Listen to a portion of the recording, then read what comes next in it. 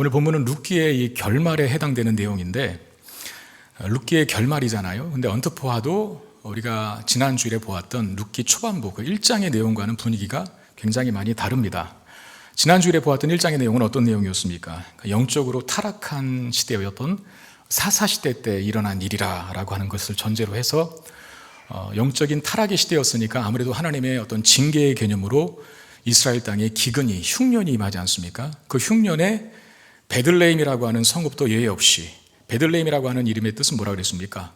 떡집, 그러니까 떡집과는 어울리지 않는 흉년의 때를 베들레헴도 피해가지 못했다라고 하는 기록들을 보았고, 그리고 그 베들레헴 성읍 사람이었던 엘리멜렉 그리고 그 아내인 나오미가 결국은 기근을 피해서, 흉년을 피해서 약속의 땅을 떠나서 어디로 갔죠?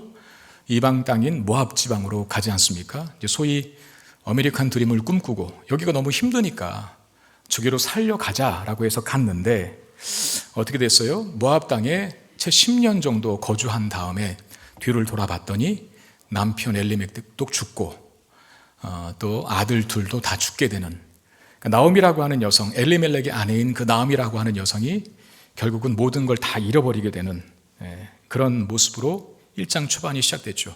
가장 큰 얘기는 아마도 이제 결정적으로 대가 끊겼다는 것, 그 가문이 이제 멸족되는 위기가 왔다는 겁니다. 이제 빈털터리를 하고 고향 베들레헴으로 돌아왔지만 어떤 상황이 개선될 조짐을 기대하고 온 것은 아닙니다. 선택지가 없으니까, 한 가지 선택밖에 남지 않았으니까 그야말로 정말 갈 곳이 없어서 베들레헴 땅으로 돌아왔는데, 룻이라는 며느리가 나오미 곁을 동행했지만 여러분, 여인 둘이서, 그 당시에 과부 둘이서 할 수 있는 게 뭐가 있겠습니까? 나 혼자는 힘드니 둘이 힘을 합해서 한번 잘 살아보십시오 라고 하는 개념이 아니라 그랬어요. 나 혼자면 문제가 하나지만 과부 둘이면 문제가 두 개가 되는 겁니다.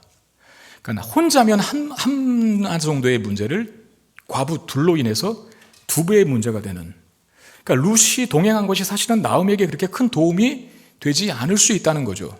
그리고 룻은 결정적으로 유대인이 아니라, 이스라엘 사람이 아니라 모압 지방에서 살았던 모압 여인이 아닙니까? 모압 여인.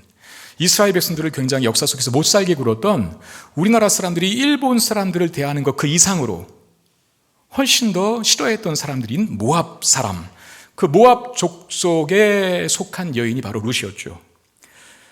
그러므로 이 두 여인의 상황은 모든 절망적인 요소를 다 가지고 있다고 해도 과언이 아닐 정도로 참담했습니다. 고향 땅을 밟은 나오미가 자신의 처지를 이렇게 토로했죠.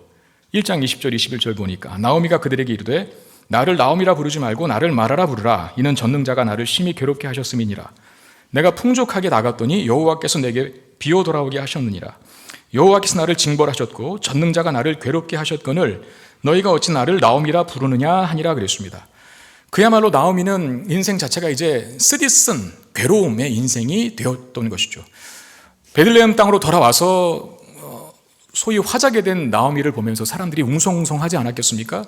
그때 나오미가 나를 더 이상 나오미라고 부르지 말라. 나오미라고 하는 이름의 뜻은 기쁨이라고 하는 뜻인데 나를 마라라고 부르라. 즉 괴로움이라고 하는 뜻, 쓰디쓴이라고 하는 뜻이거든요. 그렇게 인생이 기쁨에서 쓰디쓴, 즉 괴로움으로 전락해버린 그런 나오미의 신세를 토로했던 내용이 바로 우리가 룻기 지난주일 보았던 1장 초반에 기록된 내용이었습니다. 근데 오늘 룻기 마지막 내용은 룻기의 처음 부분과는 전혀 다른 양상으로 전개가 됩니다. 먼저 13절을 보니까 이에 보아스가 룻을 맞이하여 안대로 삼고 그에게 들어갔더니 여호와께서 그에게 임신하게 하심으로 그가 아들을 낳은지라 그랬어요. 여러분, 룻기 초반에는 죽는 것으로 시작이 됐거든요. 누가 죽었어요? 엘리멜렉이 죽었고, 나오미의 남편인 엘리멜렉이 죽었고, 그리고 두 아들인 말론과 기론이라고 하는 두 아들이 다 죽었잖아요. 그리고 한 가문이 이제 망했습니다. 다 잃어버렸어요. 그러니까 1장의 분위기는 죽음이라는 거죠. 죽음. 그런데 룻기의 결말은 생명이 태어나는 것으로 기록되고 있다는 거죠. 그러니까 1장 초반과 이 4장의 결말과 얼마나 그 분위기를 달리하는지를 보시라는 거예요. 여러분, 나오미가 가진 결정적인 문제가 뭐였습니까? 아들이 없었다는 거죠. 모든 것을 다 잃어버린 사람이 되었다 하더라도, 그리고 남편을 여인 과부가 되었다 하더라도 당시 과부는 굉장히 힘든 부류거든요. 고아와 과부와 객은 내가 도와줬으니 당신 나에게 이제 갚아라고 하는, 그 갚으라고 하는 말을 할 수 없을 정도로 이 사람 도와주지 않으면 죽을 수밖에 없는 존재들, 가장 연약하고 가난하고 비천한 부류가 고아와 과부와 객이거든요. 그럼에도 불구하고 과부에게 아들이 있으면 괜찮아요. 아들이 있으면 소망이 있어요. 남편을 여인 과부의 신사가 처량한 것이긴 하지만, 비참한 것이긴 하지만, 대를 이어갈 아들이 있으면 희망이 싹 틔울 수 있다는 겁니다. 아들만 있으면 기업을 잃지 않아요. 그런데 바로 그 아들이 없었다는 게 나오미에게 가장 큰 문제죠. 그런데 오늘 결말부에 보니까 하나님께서 바로 그 아들을 허락하셨다는 거예요. 나오미의 가정에 그야말로 회복을 시작하신 겁니다. 여러분, 나오미의 상황을 한번 다시 생각해 보기를 원합니다. 그는 다 잃어버렸죠. 남편도 아들도 재산도 다 잃어버렸어요. 큰 며느리인 룻이 나오미를 따라왔지만 그녀는 별로 도움이 안 되는 이방년이었습니다. 그 두 사람이 할 수 있는 것이 아무것도 없었어요. 가문을 다시 세우기는커녕 굶어 죽지 않고만 살아도 잘하는 것인 그런 인생들이었거든요. 근데 그런 상황에서 뜻밖의 인물인 베들레헴 딱 돌아오니까 보아스라고 하는 사람을 만났고, 그리고 보아스가 룻과 나오미에게 호의를 베풀죠. 그리고 보아스는 나오미 가문에 상당한 배려와 호의를 베풀면서 기업 물을 자가 되기로 결심을 합니다. 기업 물을 자가 되기로, 보아스가. 그리고 룻과 결혼하여 오늘 본문에 아들을 낳게 되는데, 17절에 이런 말씀이 있습니다. 그의 이웃 여인들이 그에게 이름을 지어주되 나오미에게 아들이 태어났다라고 하는 말. 나오미 가문의 끊어진 대가 다시 이어졌다, 그런 말이거든요. 지난 주일에 이제 1장을 우리가 보면서 참 비참한 신세로 전락한 이 나오미 가족을 이야기했고, 그리고 월요일부터 금요일까지 특별 새벽 기도회를 참석한 분들은 그 중간에 룻기를 우리가 계속 봤지 않습니까? 참 중간을 우리가 건너뛰면 시작과 끝이 너무나 대비가 돼요. 대조가 돼요. 시작은 죽음이었는데 어떻게 이 끝은 생명으로 바뀌었을까? 시작은 탄식과 괴로움이었는데 끝은 찬양과 축복이거든요. 도무지 다시 세워질 수 없는 가문이, 전혀 희망을 가질 수 없는 한 가정이 다시 회복되어가는 일, 그게 룻기의 핵심이고, 이 룻기 보면 마지막 4장에서 그리는 내용이거든요. 그러니까 나오미라고 하는 여인에게 일어날 가능성이 전혀 희박한 그 일이 지금 일어났다는 거예요.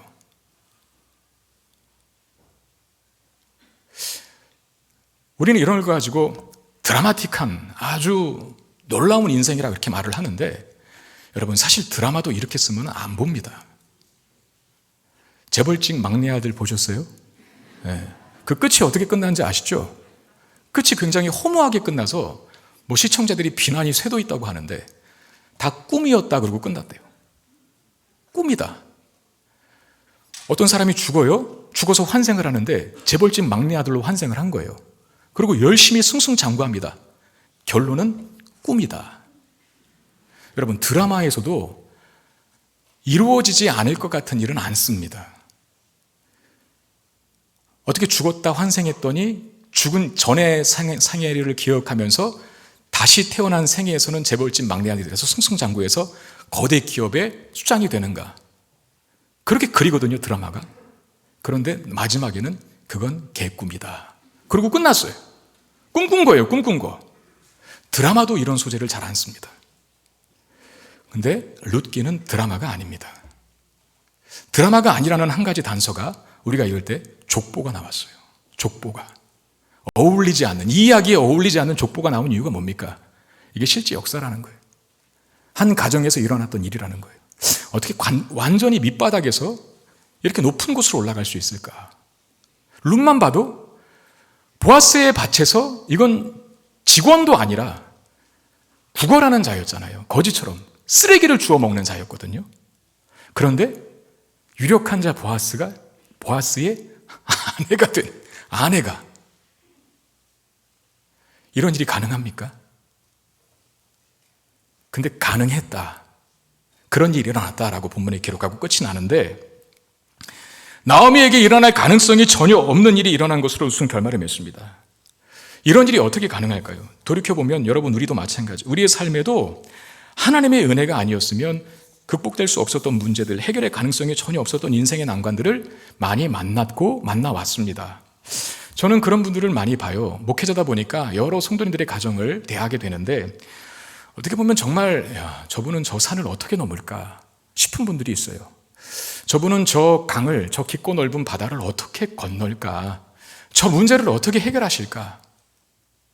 조마조마해 보이는, 앞이 안 보이는 분들이 계세요. 그런데 놀랍게도 뒤돌아보면 산을 넘어와 계시더라고요. 뒤돌아보면 강을 건넜어요. 뒤돌아보면 수많은 대적을 만나서 죽을 줄 알았는데 안 죽고 웃고 다니고 계셔요. 어떻게 그런 일이 일어날 수 있었을까? 룻기 1장은 죽음으로 시작했거든요. 근데 룻기 마지막 4장은 생명의 탄생이었습니다. 룻기 1장은 죽겠다는 탄식이고 토로였거든요. 슬픔의 토로. 그런데 룻기 4장은 찬송이고 축복입니다. 어떻게 그런 일이 가능합니까? 중간에 하나님의 역사가 있었기 때문입니다. 그냥 된 일이 아니죠. 우리는 압니다. 하나님의 은혜로 내가 강도 넘고 산도 넘고 수많은 대적들도 이겨왔다는 사실을.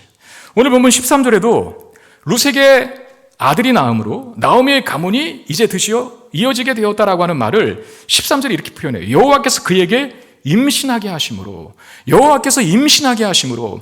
여러분, 임신이라고 하는 것을 단지 남녀가 생물학적인 관계를 통해서 자녀가 생산된다라고만 생각하지 마십시오. 아무리 이 시대에 과학과 의학이 발달해서 시험관이 있고 인공수정이 있고 다 좋은 거고 유익한 거고 필요하면 해야겠지만 결국 생명의 주권은 하나님께 있고 생명을 만드시는 분은 하나님이시라는 거죠. 보아스가 룻에게 들어가서 아들이 만들어졌다라고 말하면 될 걸 여호와께서 그에게 임신하게 하셨다라고 말하잖아요. 여호와께서. 사실 이 아들 하나로 나오미의 가문이 일어서거든요.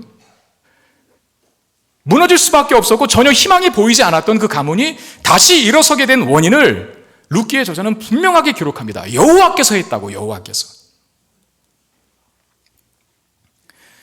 그렇습니다. 하나님께서 하신 일이에요. 하나님께서 하신 일이니 이런 가장 밑바닥에서 다시 회복되는 역사가 일어날 수 있는 거예요. 드라마도 소재로 쓰지 않는 이 놀라운 기적과 같은 일들이 하나님이 개입하시고 그 삶에 역사하시면 일어날 수 있다는 사실을 믿으시길 바랍니다. 이런 은혜를 경험한 나오미는 어떤 반응이 나오겠습니까? 당연히 찬송이 넘치겠죠. 찬송이. 14절에 여인들이 나오미에게 이르되 찬송할지로다. 여호와께서 오늘 내게 키워 물을 자가 없게 하지 아니하셨도다. 이 아이의 이름이 이스라엘 중에 유명하게 되기를 원하노라 그랬어요. 여호와께서 나오미에게 행한 일을 두고 여인들이 찬송을 하고 있습니다. 주변 사람들이 야, 네 가문에, 네 가정에 하나님이 역사하셨구나. 하나님의 은혜는 참으로 놀랍다. 그러니 다 죽어갔던, 다 무너졌던 너희 가정이 다시 생명의 끈을 붙잡을 수 있게 된 것 아닌가 하면서 주변의 많은 사람들이, 특별히 여인들이 찬송하고 있어요. 여러분, 하나님은 무에서 유를 창조하실 수 있는 분이십니다. 아무리 상황이 바닥이라 할지라도, 전혀 개선될 여지가 없는 상황이라 할지라도 하나님은 죽음에서 생명을 만들어 내실 수 있는 분이십니다. 올해 2023년도 많이 어렵다고 합니다. 오늘 기도하실 때 대표 기도하신 우리 집사님께서도 잠깐 언급하셨지만 다들 어렵다고 불길하고 어두운 전망들을 쏟아내고 있어요. 여러분, 그리스도인들은 그런 어두운 전망, 불길한 전망, 예측들이 가득할 때 어떻게, 어떤 자세와 어떤 마음가짐으로 이 현실을 받아들여야 할까요? 그래, 올해는 힘들겠다. 그냥 힘들고 참고 견디자. 이러고 끝나면 되는 겁니까?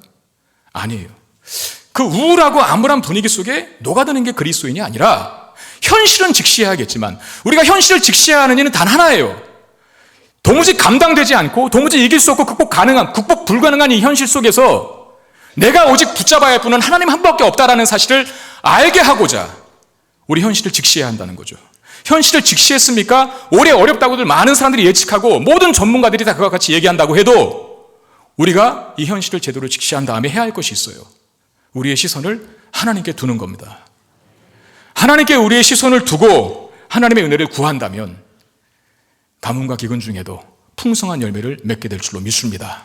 우리 송구영신 예배 때 말씀 들었잖아요. 창세기 26장에 이삭 흉년 때에 어디를 가든지 파기만 하면 우물이 터져 나오고 뭘 심어도 잘 되는 30배, 60배, 100배의 결실과 열매를 맺는 거부가 되었다. 수많은 양떼들이 그에게 있었다. 부자가 되었노라라고 하는 말. 모든 사람들이 다 잘 될 때, 경기가 좋을 때 그렇게 됐다는 말이 아니었어요. 흉년이었어요. 가뭄이었어요. 그럼에도 그가 그렇게 될 수 있었던 이유는 하나님의 그늘 아래에 있었기 때문입니다. 하나님이 딴 데로 가지 말라 그랬잖아요. 그 흉년 피해, 가뭄 피해 애굽으로 가지 말라 그랬잖아요. 애굽으로 안 갔으니, 말씀 붙들었으니, 하나님의 그늘 아래 있으니 하나님께서 책임져 주시는 인생이 되는 겁니다. 2023년도 여러분 기회예요. 하나님이 우리의 삶에 어떻게 역사하실지를 보게 되는 기회로 삼으실 수 있게 되기를 바랍니다. 다른 사람들이 다 울고 있을 때 우리는 찬송이 나와야 돼요. 찬송이. 여러분, 찬송은 그냥 나오는 게 아닙니다. 누가 한다고 해서 따라 부르는 게 찬양이 아니에요. 하나님을 찬양할 수 있는, 하나님이 하신 일들을 보는 눈이 있었을 때, 하나님이 얼마나 위대하고 놀라운 분이셨는지, 하나님이 나에게 어떤 기적과 은혜와 복을 베푸셨는지를 경험한 사람만이 진심으로 찬양할 수 있는 거죠. 나오미가 죽음에서 생명으로 바뀌었지 않습니까? 망해가는 가문이, 아니 망했던 가문이 다시 흥황하게 바뀌었지 않습니까? 그러니 찬양이 나오는 거예요. 여러분, 우리도 이 하나님 경험할 수 있게 되기를 바랍니다. 올해 2023년도 남들은 다 결핍, 부족이라고 하는 단어를 쓸지 몰라도 우리는 충만이라는 단어를 써야 합니다. 그리고 결핍의 시대에, 부족의 시대에, 흉년의 시대에 충만함을 경험하게 하시는 하나님을 많이 누리시게 되므로 우리 입술에도 하나님을 향한 찬양이 넘쳐나게 되기를 주의 이름으로 축원드립니다. 아멘. 이 아이 하나 태어난 것으로 나오미의 처지가 완전히 역전됩니다. 15절에 이는 내 생명의 회복자이며 내 노년의 봉양자라 그랬어요. 내 생명의 회복자란 말, 마치 나오미가 죽은 것과 방불한 가문이었잖아요. 대를 이을 자가 없었으니까, 아들이 없었으니까. 그런데 룻이 낳은 아들, 즉 손주인데 나오미가 입양해서 키워요. 아들처럼 손주인데 그 손주로 인해서, 아이로 인해서 생기를 되찾게 되었다라고 하는 표현이 내 생명의 회복자라고 하는 말. 그리고 내 노년의 봉양자라는 말은 나오미에게 이제 이 아들이 생겼으므로 그로 인해 그녀가 비록 늙더라도 장성한 아들의 봉양을 받게 될 것이다 라고 하는 말이죠. 그러니까 이 현재에도 축복이지만 현재의 문제가 해결됐을 뿐만 아니라 아이가 태어남으로, 그리고 미래까지도 보장받게 되는 축복을 지금 나오미가 누리게 됐다. 그 아이 태어난 것 하나 때문에. 그러면서 여인들이 나오미에게 찬송하며 축하하고 있는 것이죠. 여러분, 우리에게는 어려운 문제도 하나님에게는 참 쉽습니다. 나오미의 가문을 도대체 누가 이렇게 세울 수 있겠습니까? 누가 이렇게 바뀔 줄 누가 예상했겠습니까? 그런데 하나님은 그의 인생에 간섭하시니까 아이 하나 주시는 것으로 모든 문제를 다 회복하게 하세요. 모든 문제를 다 해결하게 만드시는 것. 우리가 볼 때는 해결할 수 없는 문제지만 하나님 보실 때는 아주 간단하게 해결된 문제가 있다는 거예요. 우리 그런 하나님을 믿으셔야 합니다. 안호성 목사님이라는 분이 계신데 풀림이라는 책에서 제가 본 내용입니다. 그런 예를 하나 드셨어요. 이분이 영화를 보면 도둑놈들이, 금고털이범들이 은행을 털 때 아주 치밀하게 계획을 세우고 작전을 짜고 그리고 시행을 하잖아요. 시행을 하는 것도 정말로 막 우여곡절도 많고 겨우겨우 들어가서 아주 두꺼운 금고 마지막 철문을 30cm 두께나 되는 그 철문을 드릴로 막 뚫어서 결국은 금고를 터는데, 근데 위기가 거기서 끝난 게 아니에요.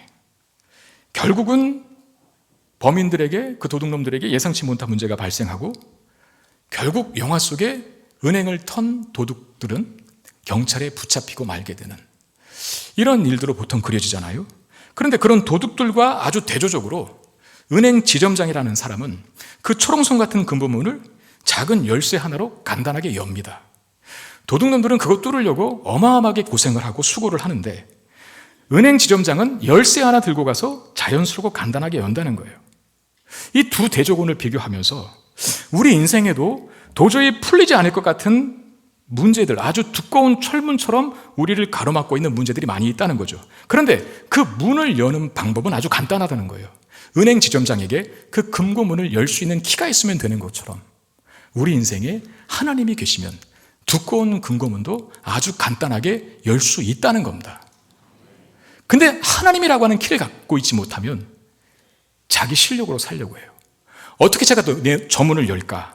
그리고 자기 의지와 자기 지혜와 자기 머리로 그 문제를 맞닥뜨리려고 합니다. 아무리 수고해봤자 도둑놈들이 결국은 경찰에 잡혀서 감옥에 들어가는 것처럼 하나님 없이 인생의 위기를 우리 힘과 능력으로 풀어내려고 했을 때 결국 얻는 건 아무것도 없다는 거죠.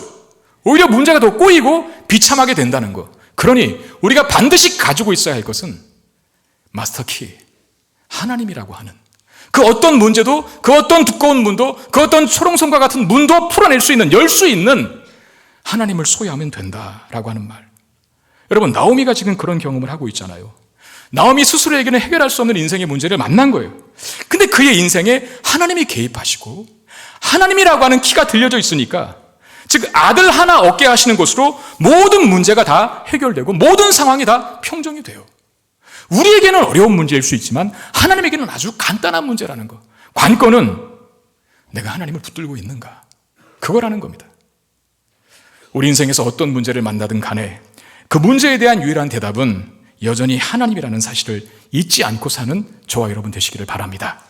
그리고 15절에 이런 표현이 등장했어요. 룻을 향해 7 아들보다 귀한 내 며느리라고 합니다. 7 아들보다 귀한 내 며느리. 여기 시어머니 되시는 분들 계시죠?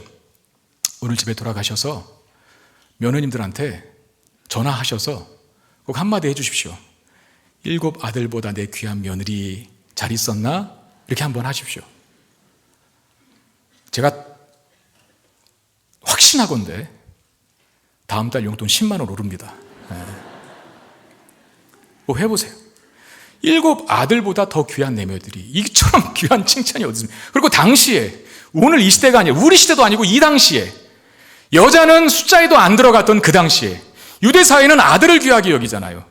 아들을 귀하게 여겼던 그 시대에 그것도 7이라고 하는 숫자를 앞에 붙였어요. 7 아들이니까. 7은 뭡니까? 성경에서 하나님의 숫자, 충만한 숫자나요. 아들도 부족해서 7이라고 더 붙였어요. 그건 뭐 최고의 복을 받은 집안이라는 뜻이거든요. 7 아들은. 그런데 7 아들보다 더 귀한 내 며느리라. 사람들이 그렇게 이야기. 룻이 아주 존귀한 자가 되고 있다는 거죠. 어떻게 이렇게 되었을까요? 어떻게 이렇게 존귀한 자가 되었을까요? 여러분, 룻에게는 안 될 조건, 불리한 조건만 있었지 않습니까? 근데 그가 잃어버리지 않고 붙들었던 한 가지가 있었어요. 룻에게 아무것도 없었지만, 나라를 떠나서 나라도 없고 친척도 없고 이웃도 없고, 나오미를 따라 나섰지만 시어머니인 나오미가 자신에게 뭘 해줄 수 있겠습니까? 오히려 자신이 돌봐야 할 하나의 짐이지, 짐.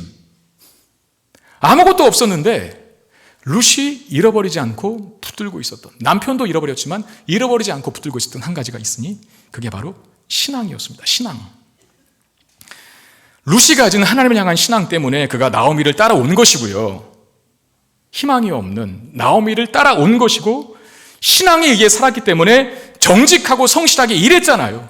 어머니, 내가 이삭 주우러 나가겠습니다. 그리고 쉬지 않고 열심히 정직하게 최선을 다해 일하는 모습을 마침 보아스가 와서 본 거죠. 밭 주인인 보아스가 와서 본 거죠. 성실하게 일하는 모습을. 만약에 룻이 성실하지 않았다면, 그래서 그냥 팽팽 놀고만 앉아있고 딴 데 갔다면 보아스의 눈에 들었겠습니까? 아니에요. 여러분, 성실하고 정직한 것도 신앙이 있어야 가능한 겁니다. 주인이 볼 때는 잘하고 주인 없으면 못하고, 이게 다 태반이잖아요. 내일처럼 일해주는 직원 있습니까? 거의 없어요. 그런데 믿음이 있는 사람, 하나님을 주인으로 모신 사람은 말씀에 그게 기록되어 있으니까, 그리고 어디 있든지 하나님 면전에서 산다라고 하는 믿음이 있기 때문에 정직하게 살아요. 성실하게 살아요. 신앙 때문에 나오미를 따라왔고, 신앙 때문에 정직하고 성실하게 일했던 그 룻의 모습을 보아스가 보았고, 보아스가 그 룻을 선대했고, 결국 보아스가 그녀의 남편이 됩니다. 구걸하여 얻어먹던 자에서 대기업 총수의 사모님이 되는 거죠. 그리고 아들까지 낳습니다. 가장 밑바닥에 있었던 룻이 가장 높은 위치로 올라갔던 것, 존귀한 자가 되었던 것, 7 아들보다 더 귀한 내 며느리라라고 이웃 사람들에게 칭찬을 들을 수 있었던 것은 뭡니까? 그에게 아무것도 없었지만 한 가지는 있었어요. 그게 뭐라고요? 신앙이었습니다. 여러분, 우리가 가지고 있는 하나님을 향한 진실하고 강력한 신앙이 우리의 연약하고 부족한 조건과 결함을 다 덮고도 남음이 있을 줄 믿습니다. 불편한 편의점이라고 하는 책이 있습니다.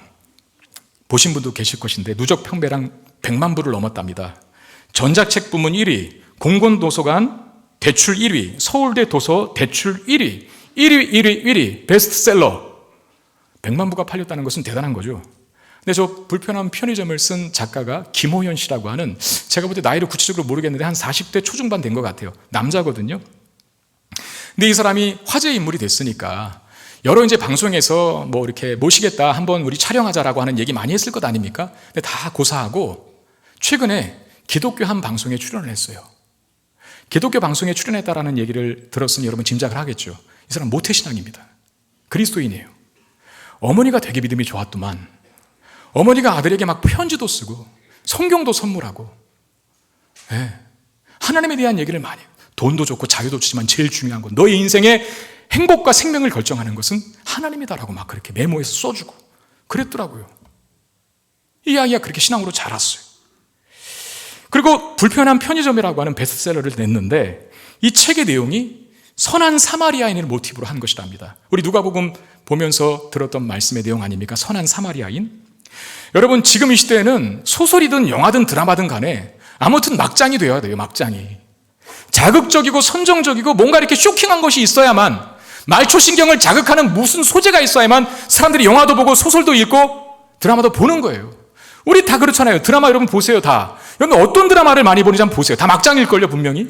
우리는 욕하면서 보잖아요. 욕하면서 시청률 올려주잖아요.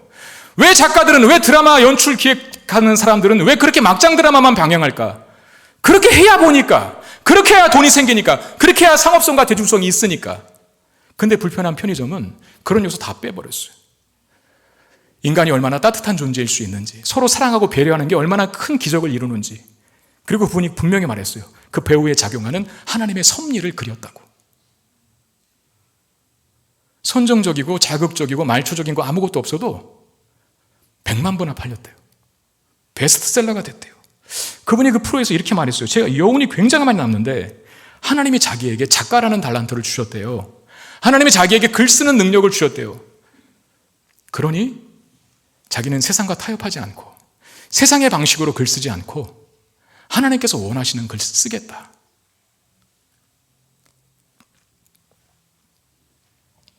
하나님의 방식으로 사는 것이 자기의 역할이라고 그렇게 말해요.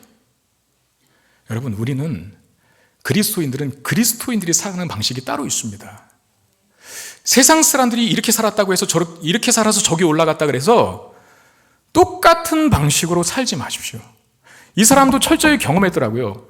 요 불편한 편의점 베스트셀러 되기 전에 쓴 책이 되게 자극적이고 선정적인 내용의 책이었대요. 그 망했대요. 거기에 올인했는데 될 줄 알았는데 그건 안 됐대요. 근데 안 될 줄 알았던 그냥 하나님께서 주시는 감동과 마음대로 써내려갔던 이 소설인 불편한 편의점이 대박을 친 거예요. 뉴스에도 그 내용 나오더라고요. 잠깐 인터뷰했는데 자기는 이 책이 이렇게 잘 팔지 몰랐대요. 그런 기대 안 하고 쓴 책이라는 거예요. 어깨에 힘을 빼고 쓴 책이라고. 저는 어깨에 힘을 뺐다는 게 무슨 의미인지 알아요. 설교자들도 어깨에 힘 들어가면 은혜 못 받거든요. 성도님들이. 하나님 앞에 맡겨야지. 어깨에 힘 빼고 하나님 앞에 맡기고 하나님 온전히 저를 주장해 주십시오라고 하나님 바라보고 말씀 전하면 이상하게 은혜가 되는 거잖아요. 그렇죠? 이 사람은 알았어요. 어떻게 사는 것이 그리스도인으로 사는 것이고 하나님의 복은 어떻게 받는 것인지. 굉장히 감동적이더라고요.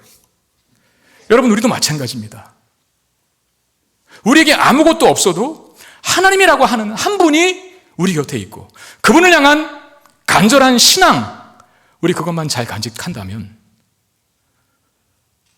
그런 우리의 삶을 반드시 하나님께서 책임져 주실 줄로 믿습니다. 아멘.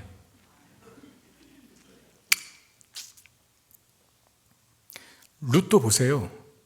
아무것도 없었잖아요. 하나 있었어요. 신앙. 그러니 존귀한 자가 됩니다. 왜 내가 존귀한 자가 되지 않는지 각자에게 한번 질문해 보세요. 다 갖췄는데 신앙이 빠져서는 아닙니까?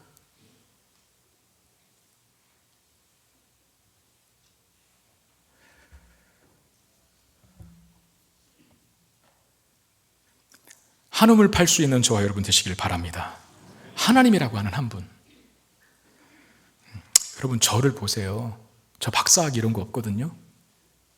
저 인류대학 졸업한 사람 아니거든요. 아무것도 없으니까 하나님만 붙들게 되더라고요. 그래서 여기까지 왔어요. 여러분들이 전주현 목사를 볼 때마다 그 생각을 하세요. 하나님이 함께 하시면 열악한 조건 속에서도 아무것도 없는 상황 속에서도 되는구나. 하나님 반드시 그렇게 일하실 줄 믿습니다. 룻이 보여주잖아요. 그리고 김호연 작가가 보여줍니다. 자, 이것으로 룻기는 끝나야 되는 거죠. 여기서 해피엔딩으로. 근데 룻기는 한 개인의 가정사의 문제를 다룬 책입니다. 룻기는 한 가정의 개인사를 담은 책이라 정확하게 말하면 여기서 끝나야 되는 게 맞는데, 근데 그것이 다가 아님을 룻기 마지막에 족보를 기록함으로 밝히고 있어요. 족보. 이게 참 문맥에도 안 맞고 어떻게 보면 내용 자체를 망칠 수 있는 전혀 부조화스러운 족보가 룻기 결론부의 마지막으로 들어간 이유는 뭘까요? 이 족보에는 두 가지 의미가 있습니다. 첫 번째는 룻이 난 아들의 이름이 오벳이잖아요. 사실 이 오벳 하나로 족하지 않습니까? 왜냐하면 아들이 없었는데 이제 대가 이어지게 됐으니까. 아까도 우리가 그 여인들이 나오미를 보면서 내 생명의 회복자요, 내 노년의 봉양자다라고 했을 때 그가 바로 이 아기를 두고 하는 말이거든요. 그 아기 때문에 이제 너희 가문은 살았다. 너의 장래도 다 이 아이 때문에 책임지게 됐으니 장밋빛 미래를 가졌구나라고 이렇게 축하해줬어요. 오벳이라는 아들 하나로 충분하다는 거예요. 그런데 룻기를 기록한 성경 기자는 나오미에게 오벳이 태어났다라고 하는 것으로 끝나지 않았어요. 족보를 통해서 오벳의 아들인 누굽니까? 이세. 그리고 이세의 아들인 누구까지 기록하고 있죠? 다윗. 여러분, 다윗 하면 우리가 생각나는 게 뭡니까? 이 룻기의 시대는 영적 어두운 사사시대가 그랬어요. 다윗의 시대는요, 영적 회복의 시대였습니다. 망해가는 한 나라를, 무너져가는 한 나라를 영적으로 타락하여 암흑으로 치달았던 그 시대를 다시 회복시킨 왕이 다윗이었죠. 이스라엘 사람들은 여전히 지금 다윗과 같은 메시아상을 고대하고 있습니다. 가장 하나님 말씀에 철저히 순종한 왕, 그 다윗. 그리고 다윗의 시대 때 이스라엘의 영적 부흥기가 시작됩니다.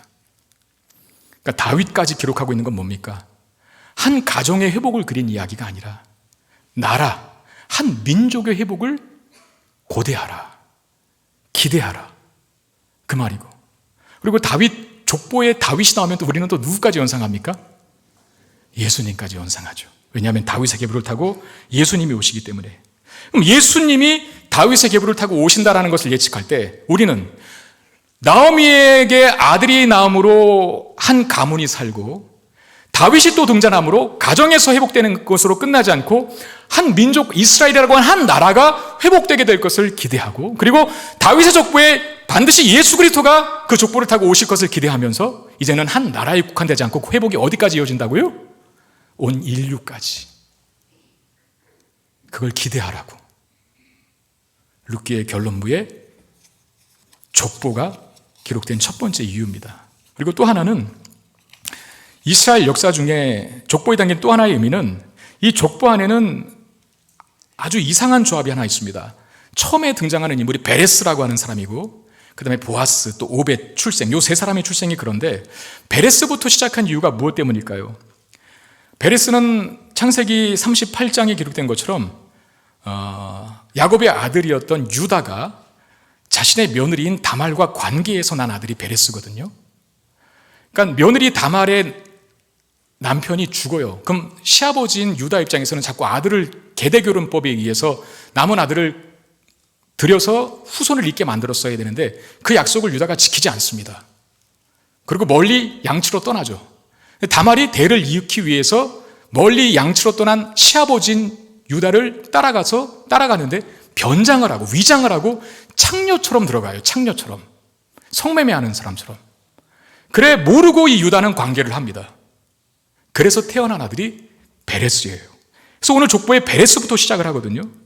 그리고 보아스라고 하는 사람, 룻과 결혼한 이 보아스라고 하는 사람은 본문에는 살몬의 아내라고 되어 있는데, 살몬이라고 되어 있는데 보아스의 엄마고 살몬의 아내는 기생 라합입니다.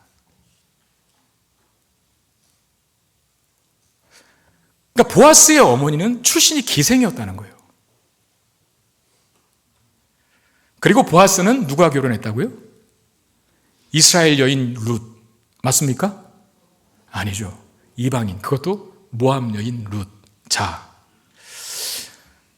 그 모압 여인 룻과 결혼해서 오벳이라는 아들을 낳는데, 이 오벳이 바로 다윗의 할아버지가 되고 다윗의 계보를 타고 예수 그리스도가 나십니다. 자, 창녀로 변장해서 시아버지 루다와 관계한 다말, 그래서 베레스가 낳았죠. 기생 라합과 결혼한 살몬이 낳은 아들은 보아스였습니다. 그리고 이방 여인, 모압 여인 룻이 보아스의 아내가 되어서 낳은 아들이 오벳입니다. 오벳의 아들이 이새고, 이새의 아들이 다윗이고, 다윗의 계보를 타고 예수 그리스도가 오십니다. 이게 말하는 게 뭡니까? 이 거룩한 계보를 타고 전혀 거룩한 계보와는 어울리지 않는 창녀로 변장한 다말, 평생 기생으로 살았던 라합, 그리고 모압 여인 룻이 이 거룩한 계보에 들어가 있어요. 하나님은 우리의 조건과 우리의 처지와 우리의 신분과 우리의 상황을 보고 쓰시는 분이 아닙니다. 하나님은 조건이 안 돼도, 처지가 열악해도, 공부 많이 못해도, 상황이 안 좋아도 쓰실 수 있는 분이 우리 하나님이심을 믿으시길 바랍니다. 우리가 어떤 상황에 놓인들 하나님이 일하시지 못하겠습니까? 연약하고 부족하고 무능해도 하나님께서 그의 날개 아래 보호를 받으러 들어온 하나님의 사람들을 선택하시고 부르셔서 하나님의 일하심의 영광스러운 도구로 만들어내실 수 있다는 것, 이 사실을 믿을 수 있기를 바랍니다. 여러분, 우리 자녀가 대학에 한번 떨어졌다고 해서 인생 끝난 거 아닙니다. 네. 우리는 우리의 인생에 마침표를 찍을 권한이 없어요. 하나님이 찍어주셔야지. 하나님이 찍어주실 때까지는 계속 진행형이라는 사실을 기억하세요. 사업이 조금 안 된다고 해서, 내가 건강이 안 좋아졌다고 해서 인생 다 산 사람처럼 그렇게 하지 말라는 거예요. 내 결혼 생활이, 내 가정 생활이 평탄하지 못하다고 해서, 내가 정말 되는 일이 없다고 해서 그것으로 마침표 찍고 끝내는 인생이 우리의 인생이 아닙니다. 하나님은 최악의 조건 속에서도, 가장 불리하고 열악한 조건 속에서도 오늘 보면 룻처럼 위대한 반전 드라마를 쓰셨습니다. 이런 하나님을 붙잡고 사는 저와 여러분 되시길 바랍니다. 우리 인생에 절망과 아픔과 고단함과 어려움이 있어도 괜찮습니다. 하나님 그것을 통해서도 우리를 향해 가지신 크고 놀라운 계획을 성취해 가시는데 사용하실 겁니다. 룻기 말씀이 우리에게 주는 도전이 바로 그겁니다. 아무리 밑바닥에 있어도, 아무리 연약해도, 아무리 조건이 안 돼도 네가 나 붙들고 내 날개 그늘 아래 보호를 받으러 찾아온다면 내가 너 높여줄게, 내가 너 높이 세워줄게 라고 하는 이 복음의 초대의 말씀이 룻기입니다. 그 말씀에 반응하여서 하나님의 날개 그늘 아래 평생을 보호받으며 살 수 있는 저와 여러분 되시기를 주의 이름으로 축원드립니다. 우리 말씀 기억하며 찬양하기를 원합니다. 정말 룻기의 모든 내용을 다 담은 찬양이 아닌가 싶습니다. 우리의 한숨을 찬양과 노래로 바꾸시는 분, 나의 인생도 그렇게 하실 줄 믿습니다 라고 하는 마음으로 찬양합시다. 고달픈 삶의 은혜도 무뎌지고 곧 사라질 것에 내 맘 두네. 헛되고 헛된 것들을 바라보며 그 은혜를 놓치며 살아내. 주어진 삶을 묵묵히 살아가며 날 붙드신 주 예수를 보내. 사망 가운데 놓여진 나의 삶을 날 건지신 그 이름 예수. 나의 한숨을 바꾸셨네. 나의 한숨을 바꾸셨네.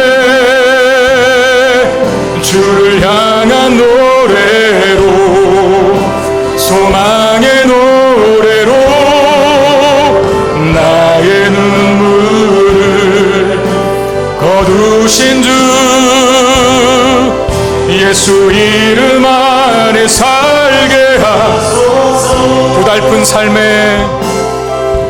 고달픈 삶의 은혜도 무뎌지고 곧 사라질 것에 내 마음 굳네. 헛되고 헛된 것들을 바라보며 은혜를 놓치며 살았네. 주어진 삶을 묵묵히 살아가며 날 붙드신 주 예수를 노래. 사망 가운데 놓여진 나의 삶 날 건지신 그 이름 나의 한숨을 바꾸셨네. 아멘. 나의 한숨을 바꾸셨네. 주를 향한 노래로 소망의 노래로 나의 눈물을 거두신 주 예수 이름 안에 살게 나의 한숨을 바꾸셨네. 나의 한숨을 바꾸셨네. 주를 향한 노래로 소망의 노래로 나의 눈물을 거두신 주. 우리 다시 한번 전심으로 찬양합시다. 나의 한숨을 바꾸셨네. 아멘. 나의 한숨을 바꾸셨네. 주를 향한 노래로 소망의 노래로 나의 눈물을 거두신 주 예수 이름 안에 살게 하소서. 우리 기도할 때 하나님, 나오미의 가정을, 다 무너졌던 나오미의 가정을 놀랍게 이렇게 세우셨던 하나님이 나의 하나님인 줄 믿습니다. 내 삶에 화가 있어도 그 화가 복이 되게 하시고, 내 삶에 슬픔이 있어도 그 슬픔이 변하여 춤이 되게 하시며, 내 삶에 중국과 같은 베옷을 입는 경험이 있다 하더라도 그 베옷을 벗기고 기쁨으로 띠를 띄워 줄 수 있는 분이 우리 하나님인 것을 믿는 믿음 갖게 하여 주옵소서. 어렵고 힘든 상황이라 할지라도 주의 날개 아래 보호를 받으러 온 인생을 외면하지 않으시고 그냥 보내지 않으시고 놀랍고 풍족한 것으로 가뭄과 기근의 때에도 풍성한 열매로 결실하시는 그 하나님 믿는 믿음, 그 강력한 믿음으로 이 한 해를 살 수 있는 제가 되게 해달라고, 우리가 되게 해달라고 이 간절한 기도 제목 가지고 같이 기도하는 시간 갖겠습니다. 기도하겠습니다. 아버지 하나님 은혜와 사랑을 감사합니다. 귀한 주님의 날에 우리가 예배케 하여 주시고 이 예배 속에 하나님 룻기의 마지막 말씀을 우리에게 주셔서 감사를 드립니다. 하나님 죽음으로 시작했었는데, 다 잃어버린 것으로 시작했었는데 생명을 주시고 하나님 화스를 남편으로 맡게 하시고 아들을 갖게 하시고 나아가 하나님 다윗을 낳게 하시며 예수 그리스도를 오게 하시는 하나님의 놀라운 인생의 반전 스토리, 하나님 그것이 우리 이야기가 될 수 있도록 하여 주시고 그런 하나님의 손에 붙들려 있는 인생들이 경험하는 놀랍고 복된 삶임을 우리가 기억하게 하여 주시옵소서.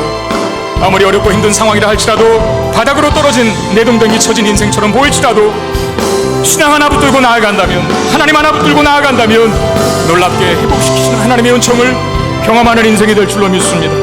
하나님 그 믿음 갖게 하여 주셔서 많은 사람들이 어렵다고 말하는 2023년도도 가뭄 중에 흉년 중에 은혜의 샘물을 일사 풍성하게 결실하시는 하나님을 경험하는 우리 모두가 될 수 있도록 역사하여 주시옵소서. 그리하여 우리 입술에 찬양이 넘쳐나게 하여 주시고 하나님 향한 노래와 간증이 끊이지 않는 인생들 되도록 주님 역사하여 주시옵소서. 슬픔 변하여 춤이 되게 하시고 베옷을 벗기고 기쁨으로 띠를 띄워주시는 하나님 보게 하여 주시고 화가 복이 되게 하시는 우리 하나님의 그 놀라운 능력을 경험하는 우리가 되게 해 주시옵소서.